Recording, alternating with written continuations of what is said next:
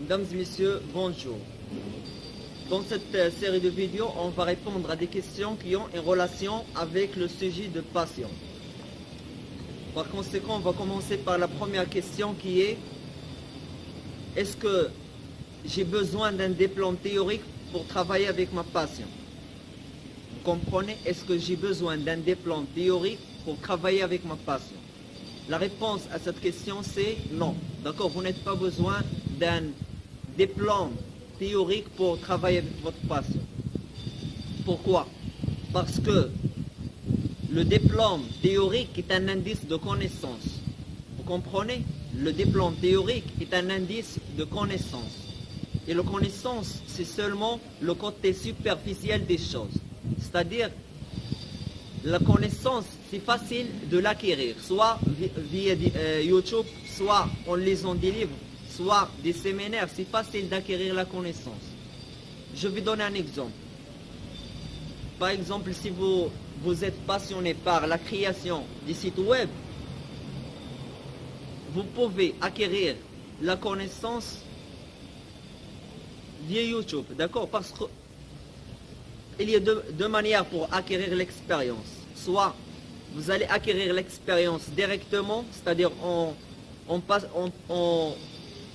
faisant des stages professionnels dans des agences web, soit vous allez acquérir l'expérience indirectement. Indirectement, c'est-à-dire vous allez faire l'analyse. D'accord? Vous allez faire l'analyse. Comment l'analyse? L'analyse, c'est vous allez partir dans YouTube, par exemple, comment créer un site avec WordPress, et vous allez suivre le formateur.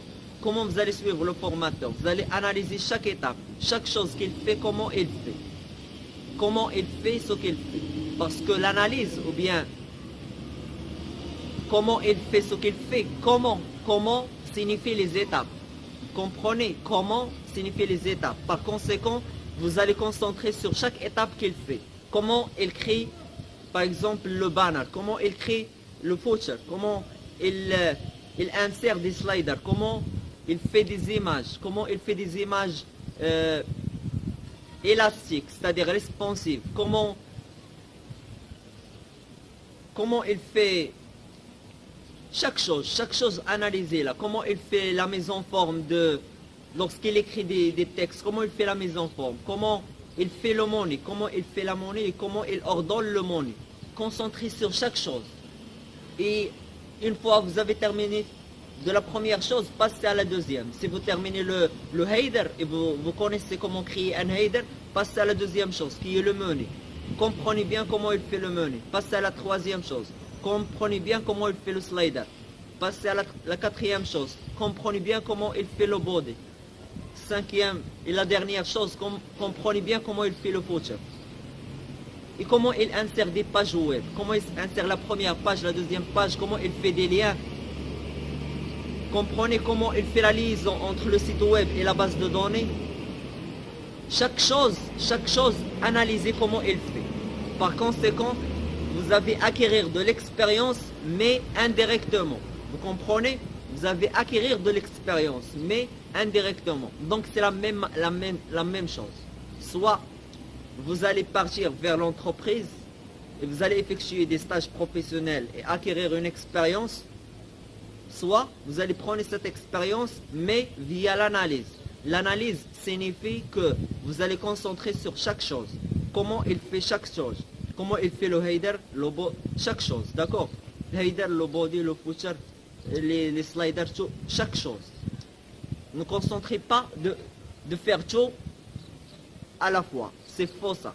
Concentrez sur chaque chose. Une fois terminé la première chose, passez à la deuxième, passez à la troisième, jusqu'à la fin. Comme ça, vous avez acquis de l'expérience, mais indirectement.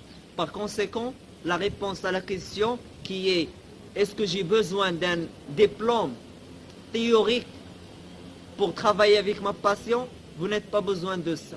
Vous comprenez? Vous n'avez pas besoin d'un diplôme théorique pour travailler avec votre passion, parce que le diplôme théorique, c'est seulement un indice de connaissance. Par conséquent, vous pouvez acquérir de la connaissance soit via YouTube, soit via des livres, soit en assistant à des séminaires, parce que la connaissance, c'est facile. Je vous remercie pour votre attention. J'espère que cette réponse a été utile pour vous. Je vous remercie pour votre attention et à la prochaine. Merci à vous.